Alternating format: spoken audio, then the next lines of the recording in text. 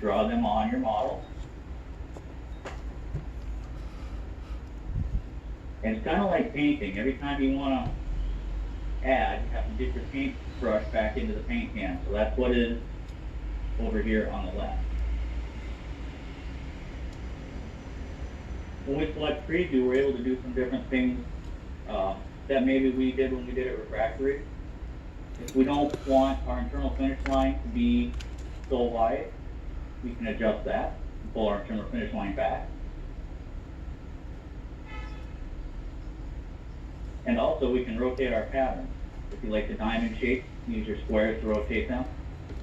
If they're not quite in the right position, we can move them left and right, up and down. And we can get these set to exactly where we want them. Once we're satisfied with where our retentions are placed, we go ahead and select next.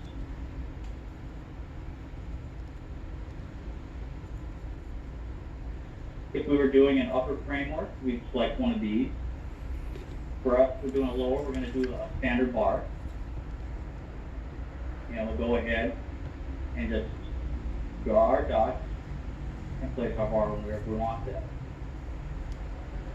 If we zoom in here and we can left click on a dot and hold the shift key, we can see what our dimensions are, how wide and how deep it is. By using the roller bar on your mouse, you can make this wider or narrower. You can also make it deeper using the control key.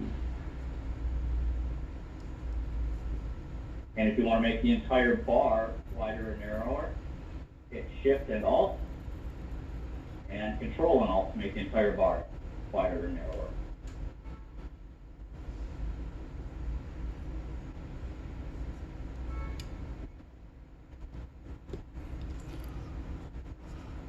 The next thing that I do, I like using this rest feature that we have in Preshape because you can actually draw your rest and make it more accurate to where you want it to be.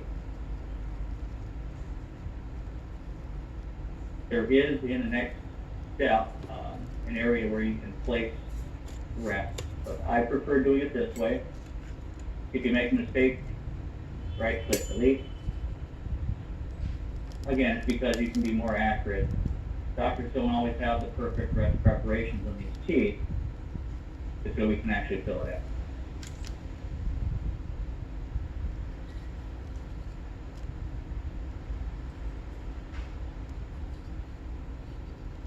And after you start drawing, you double click.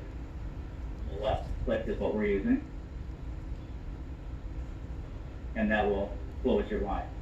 If you find something you don't like, you are able to move these points to a position that you do like. If you decide you need more points, you can add another point and change things up that way.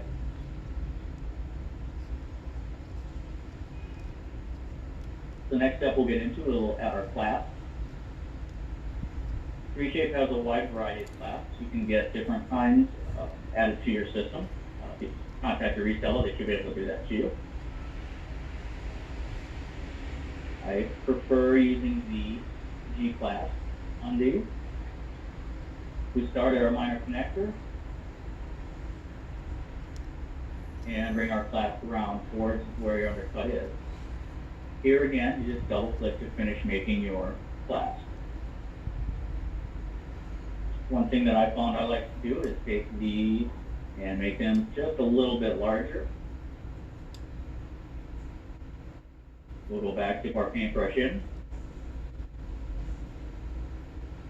and pull out our next clasp. Again, we'll start at the minor connector and work towards the tip of the clasp. Again, the Shift, Control, and Alt keys are hotkeys. Shift and Alt, wider for the entire clasp, Control Alt, deeper for the entire clasp, and just one, just Shift or just Alt, adjust just the one point.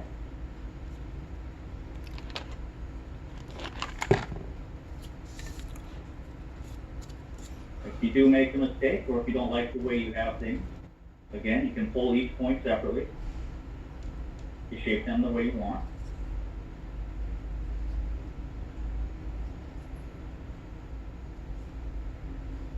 And if you were to accidentally start on the wrong side, you can reverse this line versus deleting and redrawing it.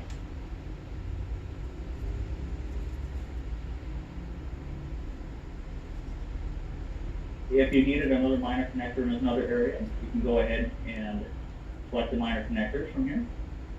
If you wanted to do a roach clasp or roach arm, those two are down here in the selection. If you wanted an occlusal rest, as you have to draw in, you can select occlusal rest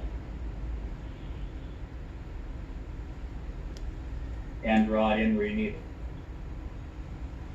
Typically, you would have a minor connector here connecting this.